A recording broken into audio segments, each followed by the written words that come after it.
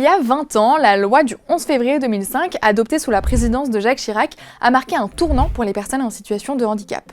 Elle visait à remplacer une approche strictement médicale par une vision plus inclusive, notamment par le biais de l'accessibilité des bâtiments et des transports, de la compensation du handicap, de l'intégration scolaire ou encore de l'accès à l'emploi. 20 ans après, quel bilan peut-on dresser de cette réforme ? Sur le plan de l'accessibilité, la loi avait fixé l'objectif de rendre tous les établissements recevant du public accessibles d'ici le 1er janvier 2015.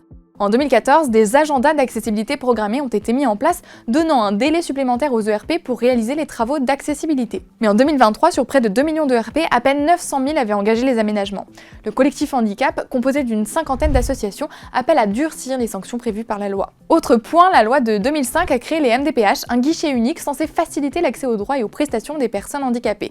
Mais en pratique, les dysfonctionnements des MDPH font l'objet de critiques régulières. L'IGAS a ainsi souligné, dans un récent rapport, qu'elles ne répondent pas suffisamment aux attentes des usagers pour lesquels le délai de traitement constitue le principal motif d'insatisfaction.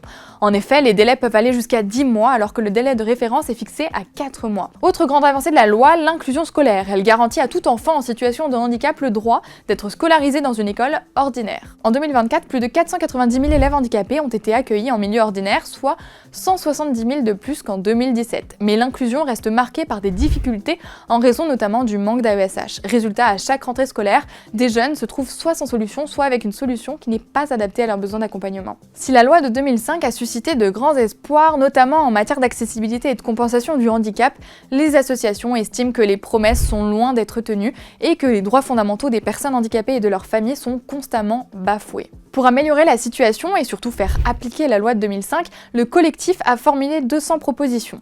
Il demande par exemple de revaloriser l'AAH au moins au niveau du seuil de pauvreté, voire au niveau du SMIC. Le collectif suggère aussi d'autres pistes sur l'accès à la culture, au sport ou à la vie intime et sexuelle, thèmes qui ne figurent pas en tant que tels dans la loi, mais qui participent à l'égalité des droits. Pour continuer à suivre l'actualité sociale et médico-sociale, rendez-vous sur le mediasocial.fr.